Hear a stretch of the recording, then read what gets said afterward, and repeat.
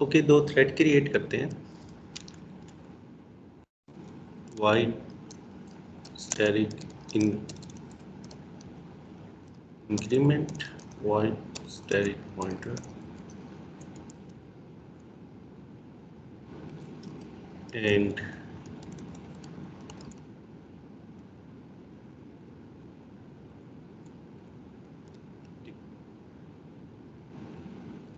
Global variable है count, इसकी initial value 0 है। इंक्रीमेंट में हम इसे काउंट प्लस प्लस कर देते हैं और डिक्रीमेंट में काउंट।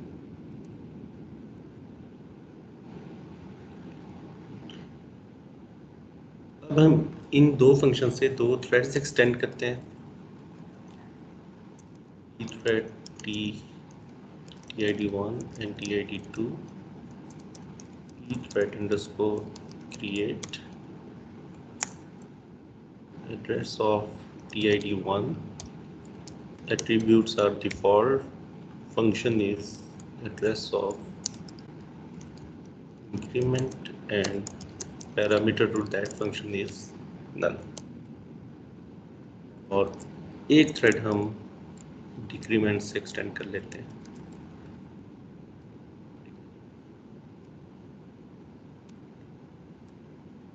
मेन थ्रेड जो है वो ज्वाइन करता है वर्कर थ्रेड को। P thread join tid1 and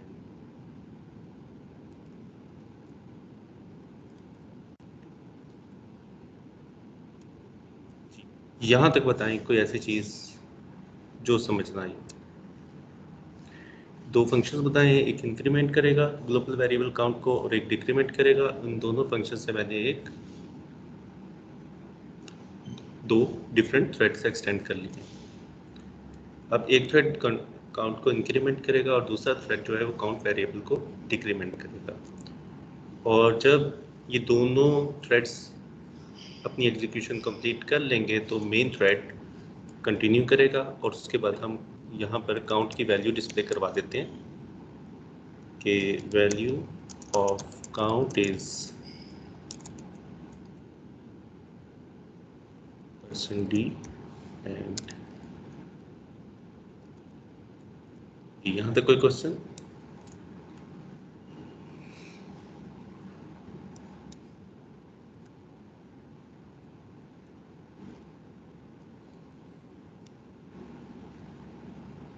अब काउंट की वैल्यू इनिशियली 0 है, इंक्रीमेंट का थ्रेड चलेगा तो उसे 1 कर देगा और डिक्रीमेंट का थ्रेड उसको 0 कर देगा।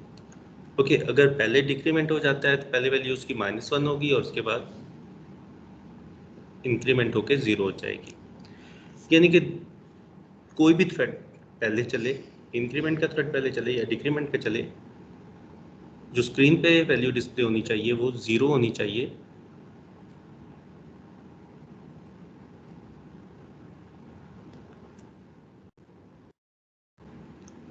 हमें स्क्रीन पे 0 वैल्यू मिलनी चाहिए क्योंकि ग्लोबल वेरिएबल है, एक दफ़ा इंक्रीमेंट हुआ एक दफ़ा डिक्रीमेंट हुआ।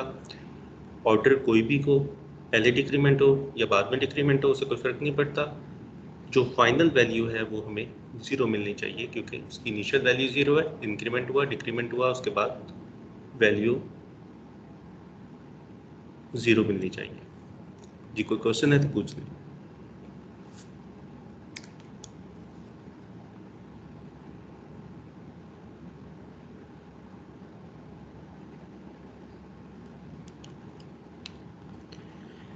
ओके, इस प्रोग्राम को कंपाइल करते हैं और रन करते हैं।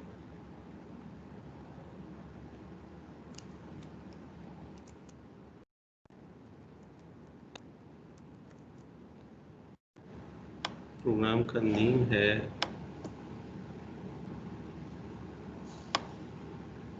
sing.c gcc sing.c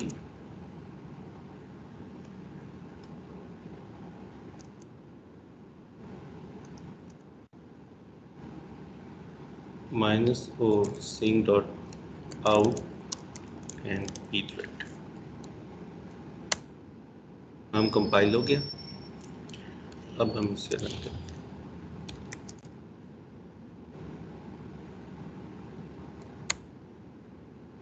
The value of count variable is 0. Fine. एक दफा इंक्रीमेंट हुआ, एक दफा डिक्रीमेंट हुआ, काउंट की वैल्यू में 0 मिली।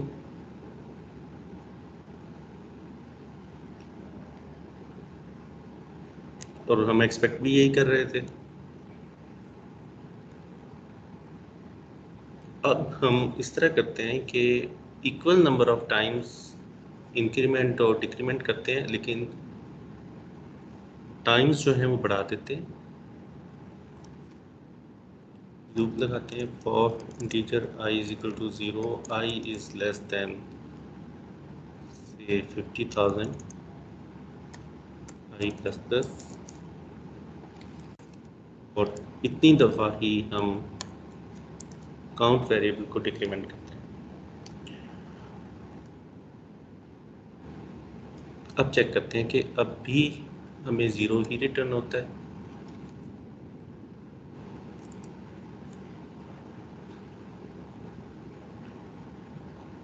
कंपाइल,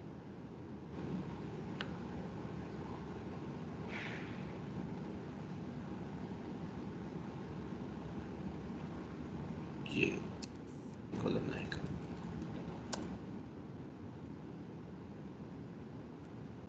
कंपाइल हो गया प्रोग्राम और रन किया ना। अब मुझे 0 क्यों नहीं मिला? मैंने equal number of times increment किया है और सेम अमाउंट ऑफ टाइम मैंने डिक्रीमेंट किया है। इनके 50,000 टाइम्स इंक्रीमेंट हुआ है, 50,000 टाइम्स डिक्रीमेंट हुआ है। काउंट की वैल्यू मुझे 0 क्यों नहीं मिली? उस वक्त तक वैल्यू डिस्प्ले नहीं हुई जब तक दोनों थ्रेड्स कंप्लीट नहीं हुए।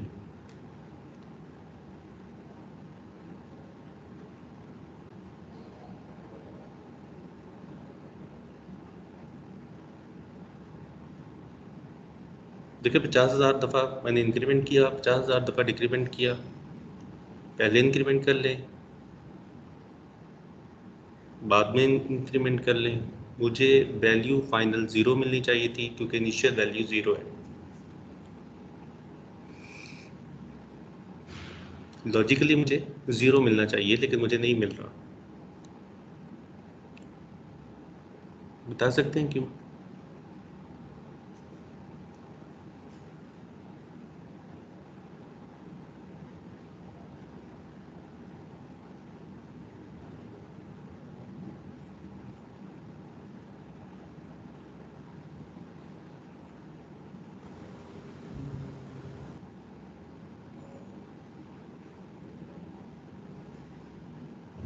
प्रॉब्लम समझ आया? यस सर, प्रॉब्लम समझ आ गई। अब आप बता सकते हैं कि ऐसा क्यों है?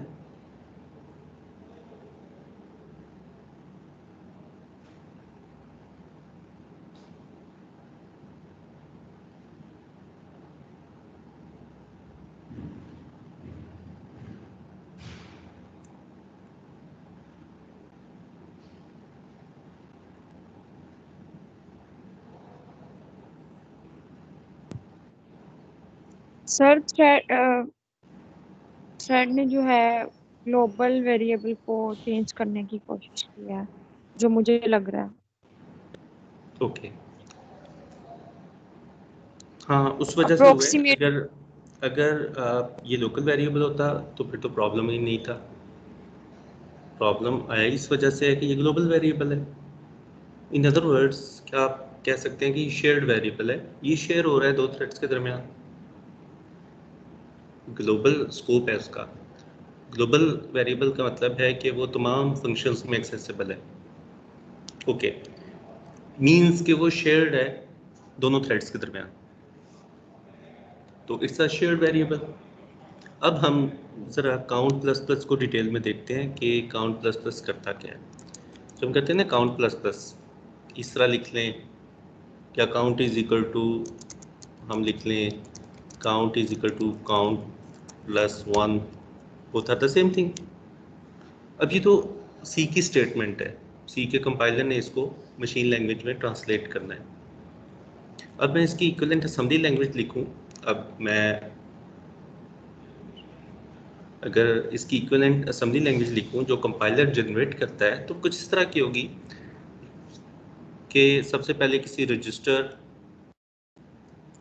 R1 के अंदर, कोई भी रजिस्टर्स आपको हम देख चुके हैं रजिस्टर्स क्या होती हैं, रजिस्टर R1 के अंदर मूव होगा काउंट, फिर R1 रजिस्टर इंक्रीमेंट होगी और फिर काउंट वेरिएबल के अंदर वापस R1 की वैल्यू राइट होगी। यानी कि ये जो काउंट प्लस प्लस की स्टेटमेंट है, जब कंपाइल होगी तो ये कोड बनेगा, कंपाइलर इस तरह का कोड जनरेट करेगा। 3 इंस्ट्रक्शंस बनेंगी इस स्टेटमेंट के अगेंस्ट काउंट प्लस प्लस। तो ये तो मैंने लिखी है काउंट प्लस प्लस की। अब अगर मैं काउंट माइनस माइनस के लिए लिखूं तो उसकी भी ऐसी होंगी कि कोई रजिस्टर R2 ले लेता हूँ मैं, कोई फ़र्क नहीं पड़ता इससे, लेकिन मैं जानबूझ के नाम डिफरेंट कर रहा हूँ। R2 में काउंट की वैल्यू राइट हुई, मूव हुई मेमोरी से, देन R2 के कंटेंट्स डिक्रीमेंट हुए और फाइनली काउंट वेरिएबल के अंदर R1 की वैल्यू मूव हो गई।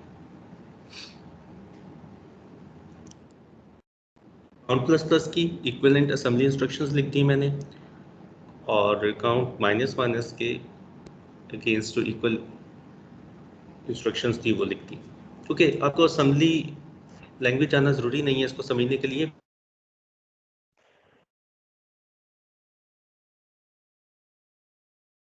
काउंट की वैल्यू R2 रजिस्टर में मूव हो रही है, और रजिस्टर्स क्या होती हैं वो हम डिटेल में पहले पिछले लेक्चर्स में देख चुके हैं।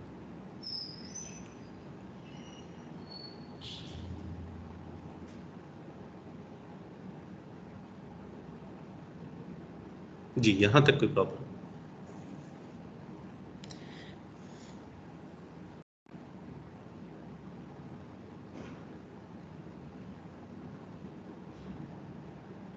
यहाँ तक क्लियर है? आपको ये समझ आई है कि काउंट प्लस प्लस ब्रेक होगा 3 इंस्ट्रक्शंस में, और काउंट माइनस माइनस भी एक्चुअली हाई लेवल लैंग्वेज की इंस्ट्रक्शन है जो कन्वर्ट होगी मशीन लैंग्वेज में, तो मल्टीपल इंस्ट्रक्शंस बन जाएंगी।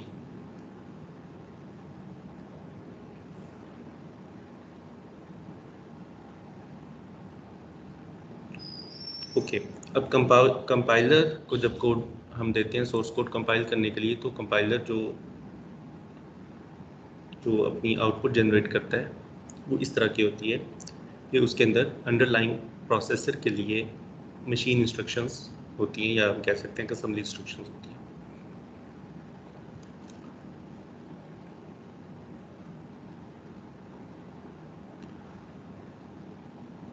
अब जैसा कि दोनों थ्रेड्स के दरमियान टाइम शेयरिंग हो रही है, तो टाइम कहीं भी एक्सपायर हो सकता है, कहीं भी टाइम स्लाइस एक्सपायर हो सकता है। अब मैं कहता हूँ कि अभी ये 2 इंस्ट्रक्शंस ही एग्जीक्यूट हुई थी पहली, तो टाइम स्लाइस ओवर हो गया और कंट्रोल दे दिया गया दूसरे थ्रेड को। दूसरे थ्रेड ने 2 इंस्ट्रक्शंस एग्जीक्यूट की, फिर टाइम स्लाइस ओवर हो गया और फिर ये एक इंस्ट्रक्शन एग्जीक्यूट हुई और फिर लास्ट में इसकी एक इंस्ट्रक्शन एग्जीक्यूट हुई। इसका इस ऑर्डर में एग्जीक्यूशन नहीं हुई, टाइम स्लाइस ओवर होने की वजह से, टाइम शेयरिंग की वजह से ऑर्डर चेंज हो गया। न्यू ऑर्डर क्या है?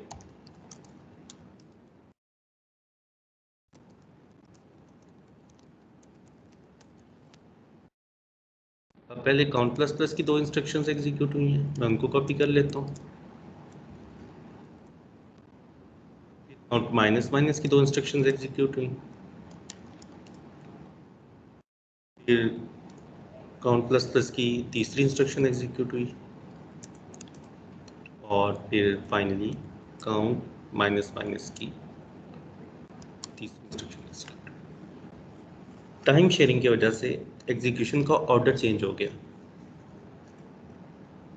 मतलब जो वन गो में 3 इंस्ट्रक्शंस एग्जीक्यूट होनी थी वो वन गो में नहीं हो पाई। अभी पहली 2 इंस्ट्रक्शंस ये एग्जीक्यूट हुई थी कि कॉन्टेक्स्ट स्विच हो गया, कंट्रोल इंक्रीमेंट वाले थ्रेड से लेकर डिक्रीमेंट वाले थ्रेड को दे दिया। अब डिक्रीमेंट की 2 इंस्ट्रक्शंस एग्जीक्यूट हुई थी, कंट्रोल डिक्रीमेंट वाले थ्रेड से लेकर वापस इंक्रीमेंट वाले थ्रेड को दे दिया गया। ओके, इस दफ़ा एक इंस्ट्रक्शन एग्जीक्यूट हुई है तो कंट्रोल लेकर दूसरे को दे दिया गया। अब कंट्रोल स्विच कभी भी हो सकता है, कोई अजम्पशन नहीं है उसके ऊपर, लेकिन होगा। मैं कहता हूँ कि ऑर्डर ये बन गया एग्जीक्यूशन का, और काउंट की इनिशियल वैल्यू थी सी से, मैं कहता हूँ कि काउंट की इनिशियल वैल्यू थी 3।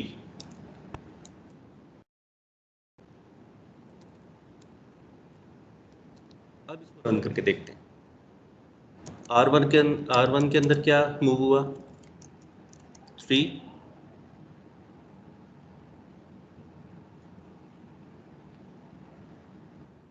के बाद रजिस्टर R1 इंक्रीमेंट हो गई, तो R1 की वैल्यू हो गई प्लस प्लस होने के बाद 4।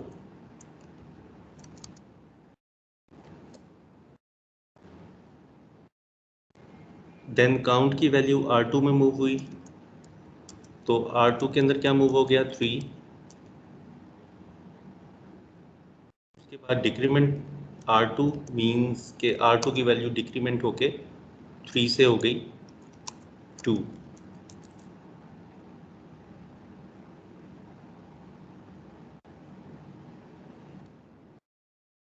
फिर R1 की वैल्यू काउंट वेरिएबल में मूव हुई, तो काउंट की वैल्यू हो गई 4, और उसके बाद दिस इज एक्चुअली R2, और उसके बाद R2 की वैल्यू काउंट में मूव हुई, तो काउंट की वैल्यू हो गई, R2 की क्या वैल्यू थी, 2। तो फाइनल वैल्यू काउंट में क्या मूव हुई, 2। होना क्या चाहिए था, इनिशियल वैल्यू 3 है, एक दफ़ा इंक्रीमेंट हुई, एक दफ़ा डिक्रीमेंट हुई, 3 ही रहनी चाहिए थी। हमें फाइनल वैल्यू काउंट की 3 मिलनी चाहिए थी, लेकिन आउट ऑफ ऑर्डर एग्जीक्यूशन होने की वजह से हमें फाइनल वैल्यू डिफरेंट मिल गई। और ये आउट ऑफ ऑर्डर एग्जीक्यूशन क्यों हुई, ये टाइम शेयरिंग की वजह से, कि दोनों थ्रेड्स के दरमियान टाइम शेयर हो रहा है, और टाइम स्लाइस कभी भी एक्सपायर हो सकता है। कोई अजम्पशन नहीं है उसके ऊपर कि वो तीनों इंस्ट्रक्शन एग्जीक्यूट होने के बाद ही एक्सपायर होगा, नो, वो कभी भी हो सकता है।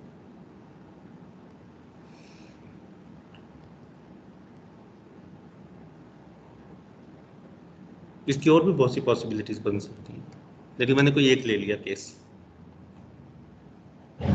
इस वजह से हमें जो काउंट वेरिएबल है उसकी फाइनल वैल्यू नहीं मिल रही, सेम डिफरेंट मिल रही है।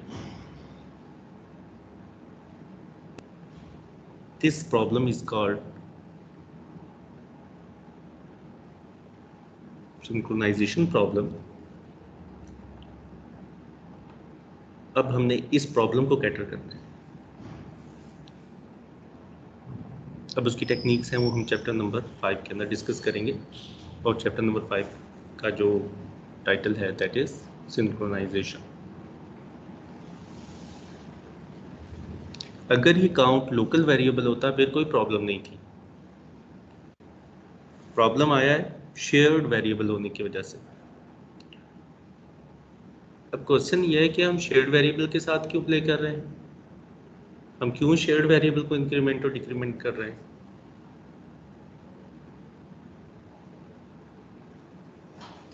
इंटर थ्रेड कम्युनिकेशन हो सकती है, एक थ्रेड ने डाटा देना है दूसरे थ्रेड को। एक तरीका तो ये है कि पाइप यूज़ कर लें, लेकिन क्या ज़रूरत है जब डाटा सेगमेंट शेयर्ड है मल्टीपल थ्रेड्स के दरमियान, तो हम इजीली कम्युनिकेट कर सकते हैं, फास्टर वे से कम्युनिकेट कर सकते हैं।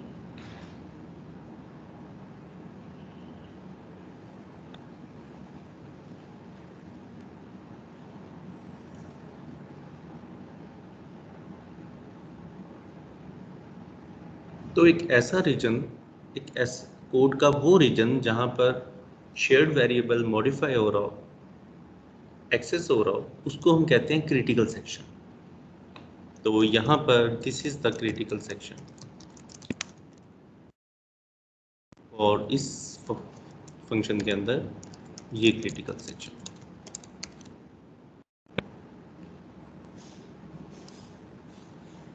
और ये जो प्रॉब्लम आया है, ये जो रेस कंडीशन आई है,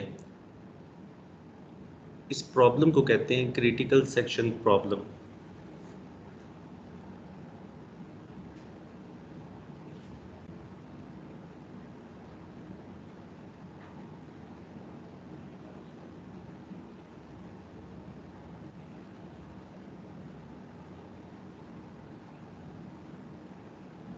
जी, यहाँ तक बताएं कोई चीज़ ऐसी जो समझना है।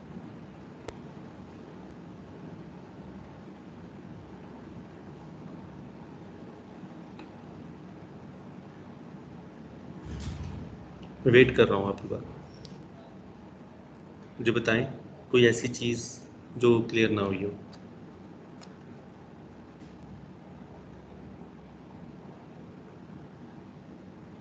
शेयर्ड वेरिएबल है, ग्लोबल वेरिएबल है, जाहिर है शेयर तो तभी होगा जब ग्लोबल होगा उसका स्कोप। शेयर्ड वेरिएबल है दो थ्रेड्स के दरमियान, एक दोनों थ्रेड्स उसको मॉडिफाई कर रहे हैं, उसकी जो फाइनल वैल्यू है वो अनप्रेडिक्टेबल होगी। हम नहीं बता सकेंगे कि उसकी फाइनल वैल्यू क्या होगी due to this race condition. अब वो रीजन जहाँ पर शेयर्ड वेरिएबल एक्सेस हो रहा हो उसको हम कहते हैं क्रिटिकल सेक्शन। मैंने लेबल कर दिया कि इंक्रीमेंट फंक्शन के अंदर क्रिटिकल सेक्शन कौन सा है और डिक्रीमेंट फंक्शन के अंदर क्रिटिकल सेक्शन कौन सा है, और इस प्रॉब्लम को हम नाम देते हैं क्रिटिकल सेक्शन प्रॉब्लम। इसका हमने सॉल्यूशन प्रपोज करना है। सॉल्यूशन तो हम तब प्रपोज करेंगे जब हमें प्रॉब्लम क्लियर होगा, प्रॉब्लम है क्या। इसकी एप्लीकेशन बहुत सी हैं, एक एप्लीकेशन हम अभी देख लेते हैं। अब यहाँ तक मैं आपसे पूछ रहा हूँ कि अगर आपको कोई चीज़ समझ नहीं आई तो मुझे बताएं। प्रॉब्लम समझ ना आया हो, या जो मैंने इसको ब्रेक करके असम्बली फॉर्म में असम्बली लैंग्वेज के अंदर एग्जीक्यूट किया, अगर वहाँ पर कोई चीज़ कंफ्यूज कर रही है तो मुझे बताएं।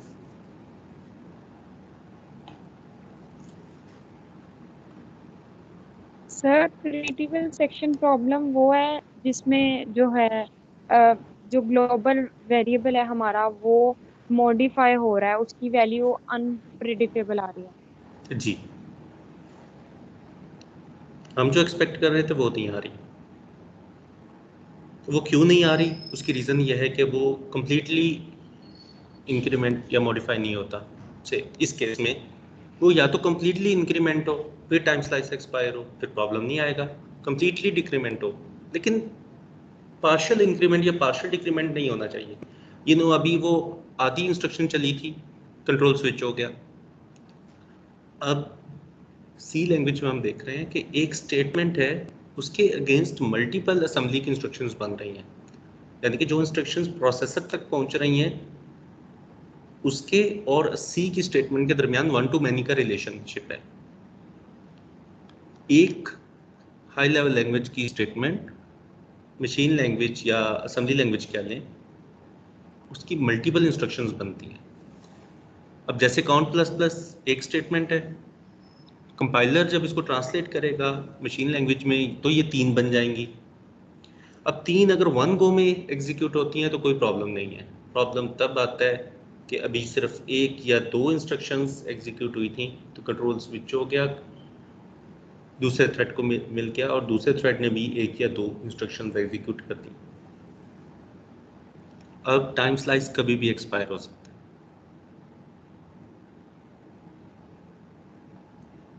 सर है। जी, सर क्रिटिकल सेक्शन के अंदर हम ग्लोबल वेरिएबल को एक्सेस कर रहे हैं या मॉडिफाई कर रहे हैं? देखिए एक्सेस में दो चीज़ें आती हैं, राइट, रीड एंड राइट।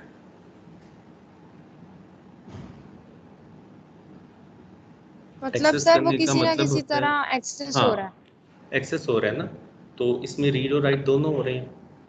अब देखें, अगर एक राइट कर रहा है और दूसरा रीड कर रहा है तो अगेन ये नहीं होना चाहिए। रीड और राइट का ऑपरेशन तो शेयर्ड नहीं है। जब मॉडिफाई हो रहा है एक वेरिएबल तो उस वक्त वो रीड नहीं होना चाहिए। अब ये दोनों जो ऑपरेशंस हैं रीड और राइट के, ये म्यूचुअली एक्सक्लूसिव हैं। म्यूचुअली एक्सक्लूसिव मीन के इन दोनों में एक वक्त में कोई एक ऑपरेशन परफॉर्म होगा। ये दोनों सेम टाइम पर नहीं हो सकते, या तो राइट का ऑपरेशन परफॉर्म होगा या रीड का होगा। अगर ये दोनों ऑपरेशन सेम टाइम पर किए गए तो फिर रीडर को ओल्ड वैल्यू मिलेगी, न्यू वैल्यू मिलेगी, या डिफरेंट वैल्यू मिलेगी, अनप्रिडिक्टेबल वैल्यू मिलेगी। ये हम नहीं कह सकते कुछ भी। तो एक रूल है फंडामेंटल कि राइट का ऑपरेशन शेयर नहीं है, शेयरेबल नहीं है, ना किसी राइटर के साथ ना रीडर के साथ। हाँ, रीड का ऑपरेशन शेयर्ड है। एक वेरिएबल है, अब मल्टीपल थ्रेड्स उसको सेम टाइम पे रीड कर लें, कोई प्रॉब्लम नहीं है, उसकी वैल्यू चेंज नहीं होगी। अगर मैं यहाँ पे सिर्फ रीड कर रहा होता फिर कोई प्रॉब्लम नहीं थी। प्रॉब्लम तब आता है जब सेम टाइम पर हम राइट करते हैं, यानी कि दो थ्रेड सेम टाइम पर शेयर्ड वेरिएबल को राइट करते हैं, या एक राइट करता है दूसरा रीड करता है, तब प्रॉब्लम आता है। तो इन शॉर्ट आपने बस ये याद रखना है कि राइट का ऑपरेशन शेयर्ड नहीं है।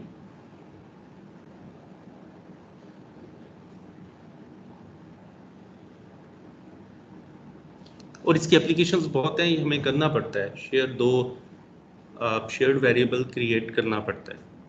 लोकल वेरिएबल से ये काम हो नहीं सकता, उन्हें कम्युनिकेशन करनी है। आप दोनों को सिंक्रोनाइजेशन करनी है, जो कि आगे चल के हम और भी इसके मीनिंग देखेंगे सिंक्रोनाइजेशन के। हमें शेयर्ड वेरिएबल की ज़रूरत है। शेयर्ड वेरिएबल को यूज़ किए बगैर हमारा प्रॉब्लम सॉल्व नहीं होता। कुछ प्रॉब्लम्स ऐसे हैं जो क्लासिकल प्रॉब्लम्स हैं वो सॉल्व नहीं होते। तो शेयर्ड वेरिएबल क्रिएट होगा, और शेयर्ड वेरिएबल की मॉडिफिकेशन पर क्वेश्चन है। अगर सेम टाइम पे वो राइट हो रहा है दोनों थ्रेड्स में, then critical section problem rise होगा।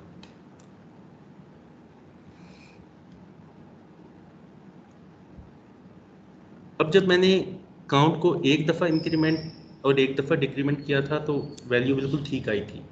उसकी रीज़न ये थी कि एक दफ़ा इंक्रीमेंट वो एक ही दफ़ा हो गया था क्योंकि टाइम स्लाइस इनफ था, और एक दफ़ा वो इंक्रीमेंट हो गया। मौका ही नहीं मिला कि दरमियान में वो छोड़ के दूसरी थ्रेड को टाइम मिलता। लेकिन यहाँ पर लूप 50,000 टाइम आइटरेट होना है। इस दौरान टाइम स्लाइस एक्सपायर हो जाता है और कंट्रोल इंक्रीमेंट से लेकर डिक्रीमेंट को दे दिया जाता है। तो यहाँ इसलिए ये प्रॉब्लम आपको नज़र आया है। आप काउंट की वैल्यू छोटी रखेंगे तो आपको प्रॉब्लम नज़र नहीं आएगा, लेकिन प्रॉब्लम होगा, क्रिटिकल सेक्शन प्रॉब्लम स्टिल होगा, लेकिन आपको नज़र नहीं आएगा क्योंकि टाइम स्लाइस बड़ा है। लूप को टाइम स्लाइस से ज़्यादा करके देखें, फिर आपको प्रॉब्लम वाज़िया होता हुआ नज़र आएगा।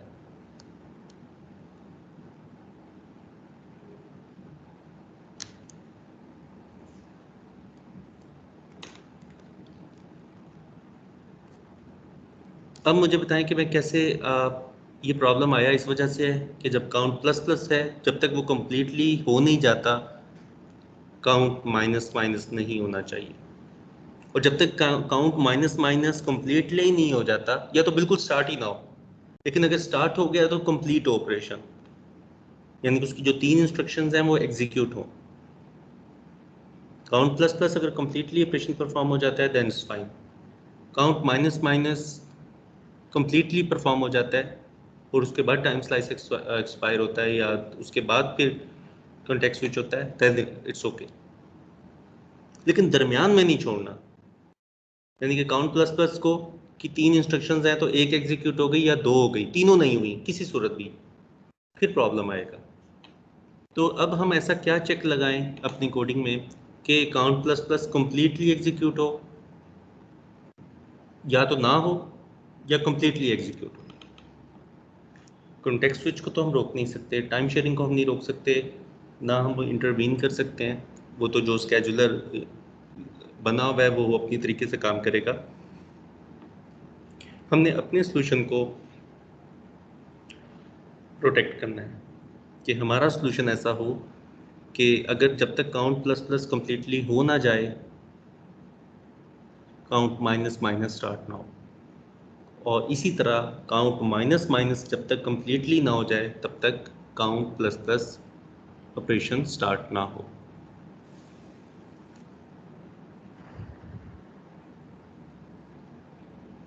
तो सर इसके लिए पी थ्रेड ज्वाइन लगा नहीं हुआ? पी थ्रेड ज्वाइन इसलिए नहीं लगा हुआ, पी थ्रेड ज्वाइन का काम ये है कि वो मेन थ्रेड को वेट करवाता है वर्कर थ्रेड का। पी थ्रेड ज्वाइन तो सिर्फ वेट करवाता है वर्कर थ्रेड को, मेन थ्रेड को। जब तक वर्कर थ्रेड्स एग्जीक्यूट नहीं हो जाते कंप्लीटली तब तक मेन थ्रेड हमारा कंटिन्यू नहीं करेगा बल्कि वेट करेगा। यहाँ प्रॉब्लम टाइम शेयरिंग हो रही है तीनों के दरमियान। अब तीसरा जो मेन थ्रेड है वो तो वेट कर रहा है, वो तो मॉडिफाई नहीं कर रहा काउंट वेरिएबल को। काउंट वेरिएबल को तो मॉडिफाई कर रहे हैं इंक्रीमेंट और डिक्रीमेंट के फंक्शंस, और इन दोनों के दरमियान टाइम शेयरिंग हो रही है। सर और टाइम शेयरिंग टाइम स्लाइस कभी भी एक्सपायर हो सकता है जी। सर हम ऐसे ही पी थ्रेड ज्वाइन यूज़ नहीं कर सकते कि पहला थ्रेड कंप्लीट हो फॉर लूप से पहले?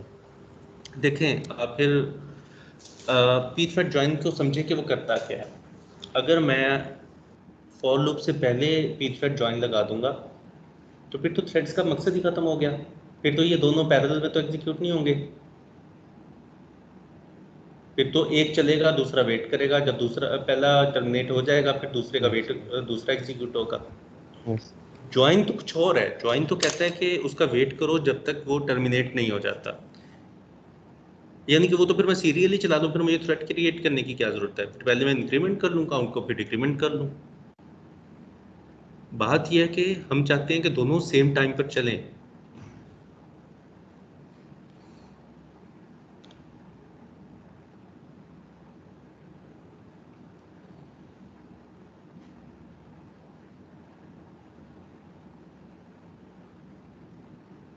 अब हमें कुछ ऐसा सोल्यूशन लिखना है कि काउंट प्लस प्लस जब तक कंप्लीटली हो नहीं जाता काउंट माइनस माइनस का ऑपरेशन स्टार्ट ना हो, और काउंट माइनस माइनस जब तक कंप्लीटली नहीं हो जाता तो काउंट प्लस प्लस ना हो। इन शॉर्ट के इन दोनों थ्रेड्स में से कोई एक थ्रेड अपने क्रिटिकल सेक्शन में एंटर हो एट ए टाइम, कोई एक। हमें म्यूचुअल एक्सक्लूजन अचीव करती है। म्यूचुअल एक्सक्लूजन इज कि एक वक्त में कोई एक थ्रेड अपने क्रिटिकल सेक्शन में एंटर हो।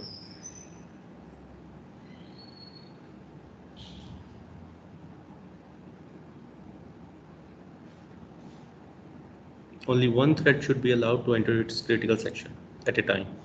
This is mutual exclusion.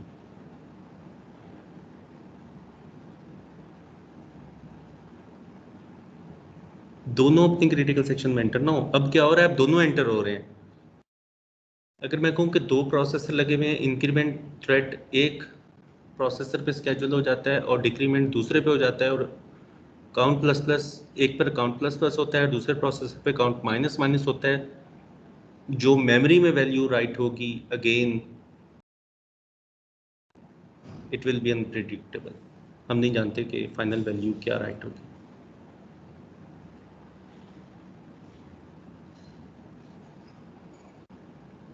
तो मल्टीटास्किंग हो या मल्टी प्रोसेसिंग हो, critical section problem is there, उससे कोई फर्क नहीं पड़ता। हमने प्रोटेक्ट करना है कि म्यूचुअल एक्सक्लूजन अचीव हो, कोई एक थ्रेड एट ए टाइम अपने क्रिटिकल सेक्शन में एंटर हो, कोई एक। This is called mutual exclusion. तो म्यूचुअल एक्सक्लूजन हमने अचीव करनी है। अब आप मुझे बताएं कि कैसे चेक रख सकते हैं हम।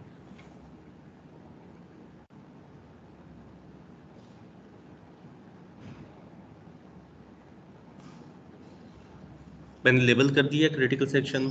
अब मैं चाहता हूं कि एक थ्रेड एट ए टाइम अपने क्रिटिकल सेक्शन में एंटर हो, दोनों इकट्ठे एंटर ना हो सके।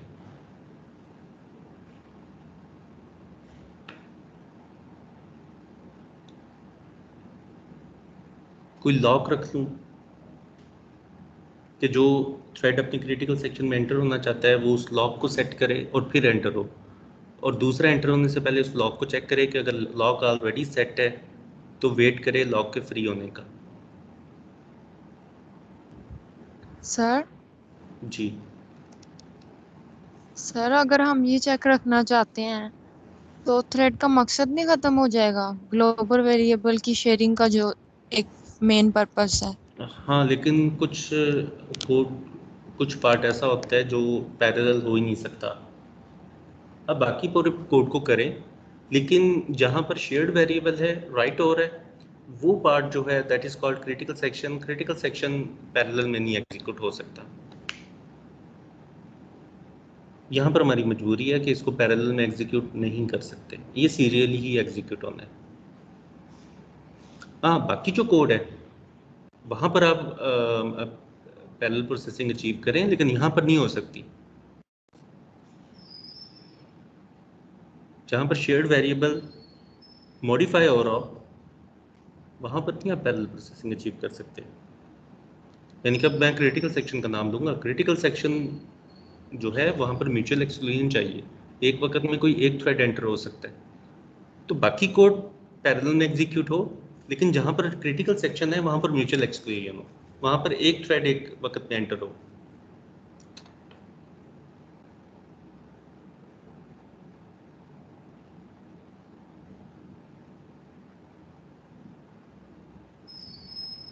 अगर हम कोई चेक रख लें, कोई लॉक रख लें, क्या प्रॉब्लम सॉल्व हो जाएगा हमारा? कोई मैं इंटीजर लॉक वेरिएबल रख लेता हूँ इज इक्वल टू लॉक 0, और मैं यहाँ पे चेक रख लूँ कि क्रिटिकल सेक्शन में एंटर होने से पहले लॉक चेक को इफ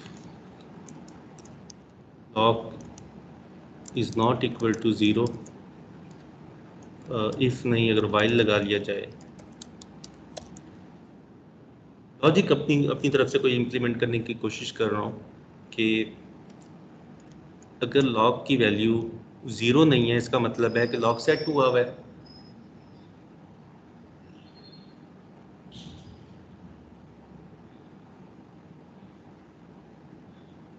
तो वेट करें,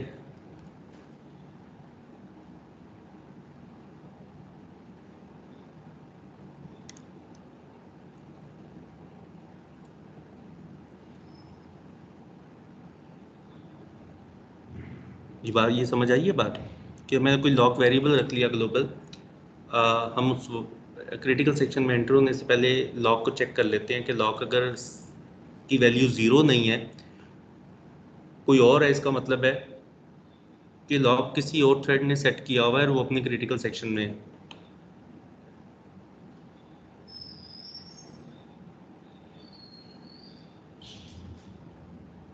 तो वेट करें, और अगर लॉक की वैल्यू 0 है तो इसका मतलब है कोई थ्रेड अपने क्रिटिकल सेक्शन में नहीं है, तो ये लूप ब्रेक हो जाएगा फर्स्ट आइटरेशन पे ही।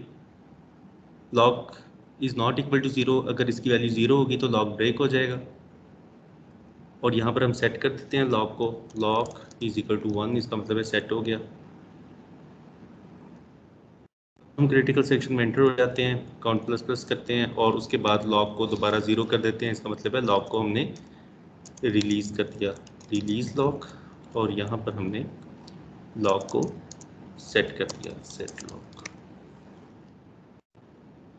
यही काम हम डिक्रीमेंट में कर लेते हैं यहाँ पर कि while log is not equal to 0, log is equal to 1, set log, and log is equal to 0, re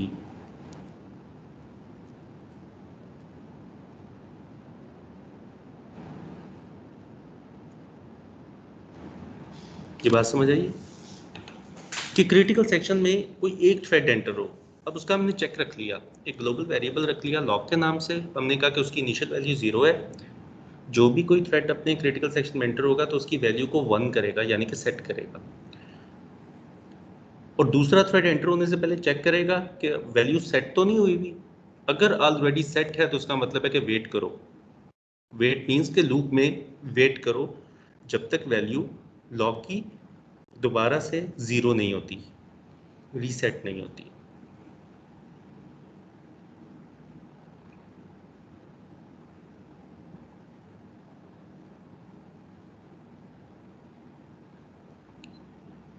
simply मैंने एक चेक रखा है, इंटीजर टाइप मैंने लिया है, बुलियन नहीं ले सका, ट्रू फॉल्स रख लेते क्योंकि इसमें बुल नहीं होता।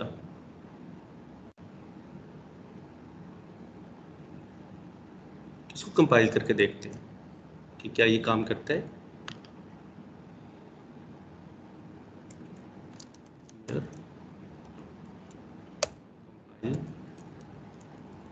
Compile and run sync dot out, value of count is 0.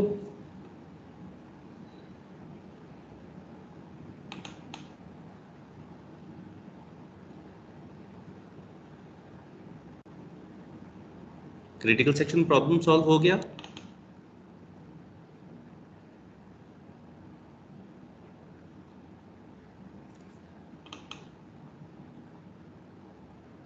Equal number of times increment हुआ और डिक्रीमेंट हुआ और वैल्यू हमें वही मिली जो इनिशियल वैल्यू थी, दैट इज 0।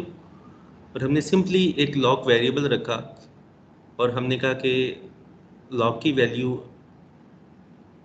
अगर 0 है तो लॉग सेट नहीं है, अगर 1 है तो लॉग सेट है। जो भी थ्रेड अपने क्रिटिकल सेक्शन में एंटर होगा वो इस लॉग को सेट करेगा और सेट करने से पहले चेक करेगा कि लॉक अवेलेबल भी है कि नहीं। अगर लॉक अवेलेबल है तो सेट करे, अगर अवेलेबल नहीं है तो वेट करे उसके अवेलेबल होने का, उसके फ्री होने का।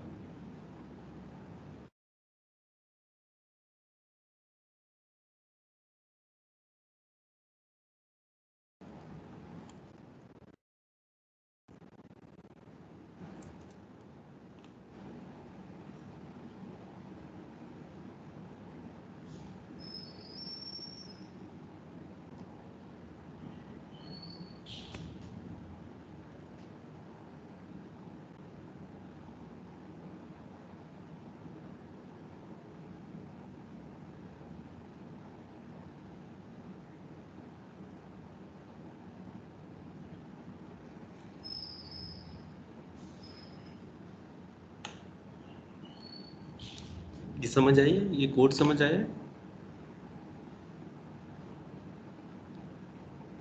हम करना क्या चाह रहे थे? क्रिटिकल सेक्शन में कोई एक थ्रेड एक वक्त में एंटर हो, सेम टाइम पे दोनों थ्रेड्स एंटर ना हो जाए, उसके लिए हमने एक चेक रख लिया लॉक का कि जो एंटर होना चाहेगा वो लॉक को सेट करेगा और एंटर होने के बाद यानी कि क्रिटिकल सेक्शन से निकलने के बाद उस लॉक को रिलीज करेगा। तो लॉक सेट करने का मतलब है lock is equal to 1, release करने का मतलब है लॉक इज इक्वल टू 0। लेकिन उसने ब्लाइंडली लॉक अप्लाई नहीं करना, पहले चेक करना है कि लॉक ऑलरेडी तो नहीं अप्लाई हुआ हुआ। अगर लॉक फ्री है तो उसे सेट करना है, अदरवाइज वेट करना है उसके फ्री होने का। तो ये जो हमने वाइल का लूप लगाया है, यहाँ पर हम वेट कर रहे हैं, waiting for lock to B.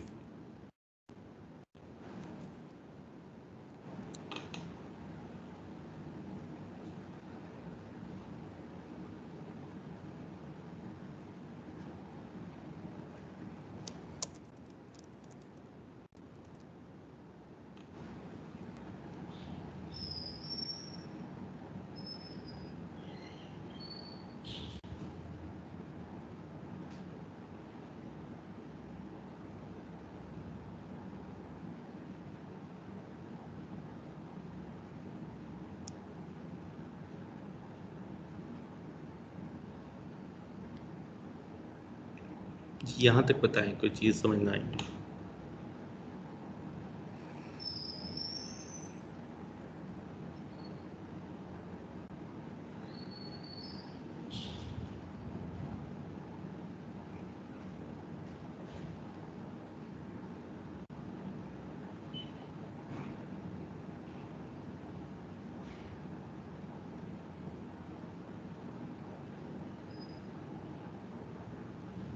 Sir ji sir lock से पहले तो हम ग्लोबल वेरिएबल को शेयर करवा के काम ले रहे थे ना, जो कि थ्रेड का मेन मकसद है कि उसमें डाटा सेगमेंट जैसे कि शेयर होता है, ग्लोबल वेरिएबल्स शेयर होते हैं।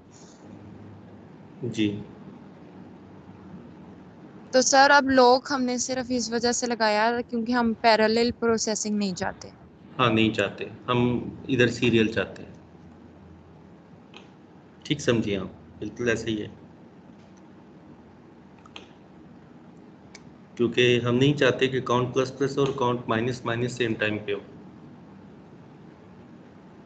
हम चाहते हैं काउंट प्लस प्लस जब हो रहा हो, काउंट माइनस माइनस ना हो, और माइनस माइनस हो रहा हो तो प्लस प्लस ना हो।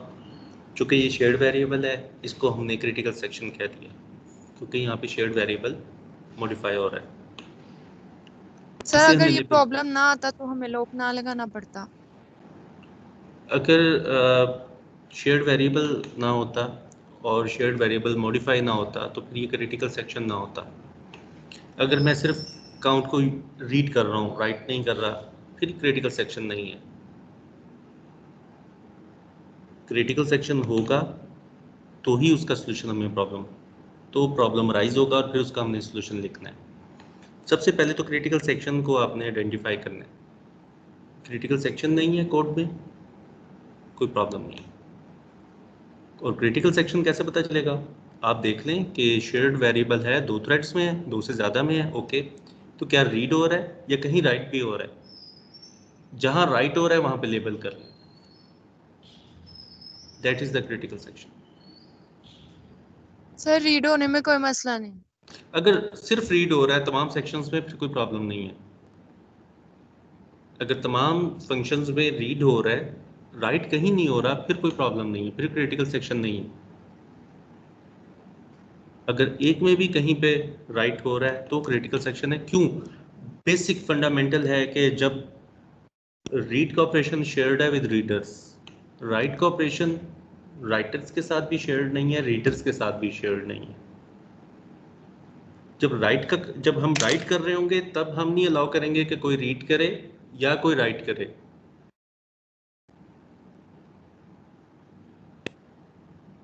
राइट का ऑपरेशन शेयर्ड नहीं है,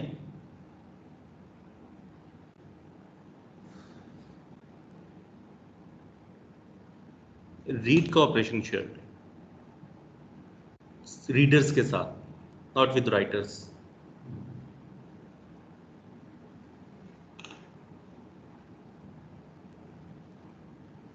अभी जो मैंने एक इनिशियल सोल्यूशन लिखा है, अगर आपको कहा जाता आप भी इसी तरह का कोई सोल्यूशन लिखकर उसे रिस्ट्रिक्ट करते, लेकिन क्या ये सोल्यूशन वैलिड है? We can't say anything. उसके लिए हम उसे चेक करेंगे 3 कंडीशंस। क्रिटिकल सेक्शन प्रॉब्लम का जो सोल्यूशन होगा वो 3 कंडीशंस को सेटिस्फाई करता होगा, तो वो valid critical section problem solution कहलाएगा। वो वैलिड तभी कहलाएगा वो सोल्यूशन जब वो 3 कंडीशंस हैं जिनको मीट करे। तो वो कंडीशंस क्या हैं वो हम नेक्स्ट क्लास में देखेंगे। एक हमने टेम्पलेट देखना है कि एक स्टैंडर्ड टेम्पलेट क्या है क्रिटिकल सेक्शन प्रॉब्लम के सोल्यूशन का, और फिर कोई भी सोल्यूशन हो क्या वो वैलिड सोल्यूशन है या नहीं, उसको चेक करने की 3 कंडीशंस हैं। अगर 3 कंडीशंस मीट करती हैं तो वो सोल्यूशन वैलिड है, अदरवाइज वो सोल्यूशन वैलिड नहीं है। अब यहाँ पर वैलिडिटी हो सकता है कि जो सोल्यूशन म्यूचुअल एक्सक्लूजन अचीव करके दे रहा है वो इनवैलिड हो, क्योंकि वो एक कंडीशन को मीट करता हो बाकी 2 को ना करता हो। तो ये फिर आगे चल के हमने नेक्स्ट लेक्चर में हमने देखनी है कि 3 कंडीशंस क्या हैं। अभी मैंने एक बिल्कुल ही बेसिक सा वेग सा सॉल्यूशन इंप्लीमेंट किया, और फिर मैंने आपको बताया कि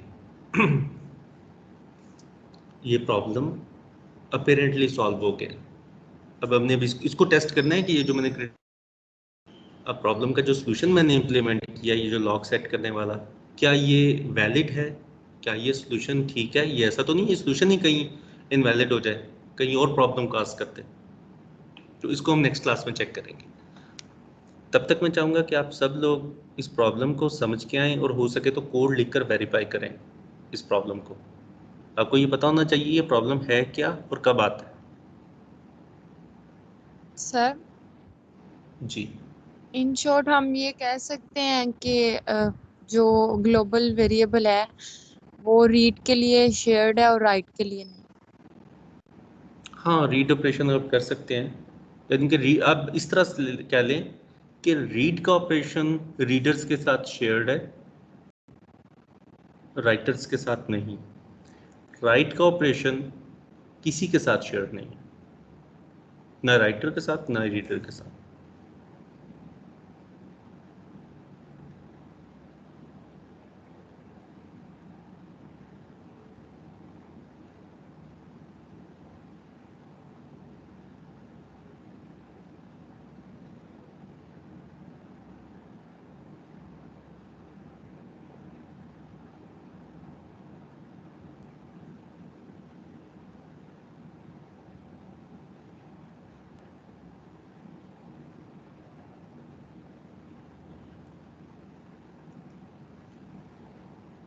तो आज का जो लेक्चर है बहुत इम्पोर्टेंट है। अगर आपको प्रॉब्लम ही समझ ना आया कि क्रिटिकल सेक्शन प्रॉब्लम है क्या, तो उसका सलूशन क्या प्रपोज करेंगे।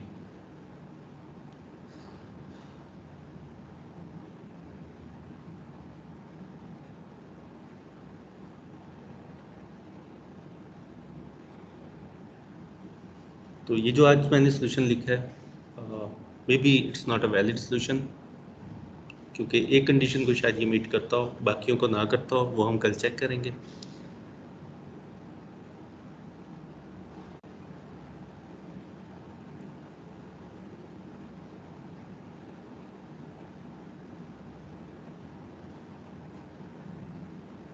यहाँ पर मुझे बता दें कि यहाँ पर इस स्लाइड में कोई प्रॉब्लम, ये क्लियर हुआ है कि प्रॉब्लम राइज कैसे हुआ है।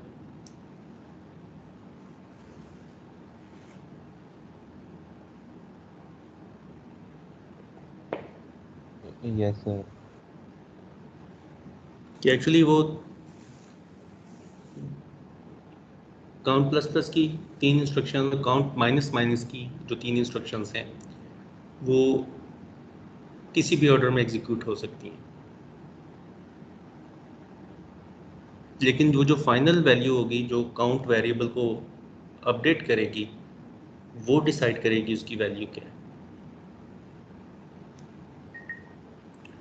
अगर ये तीनों वन गो में एग्जीक्यूट हो जाए, पहले काउंट प्लस प्लस की 3 चलें, फिर काउंट माइनस माइनस की तीनों चलें, फिर कोई प्रॉब्लम नहीं।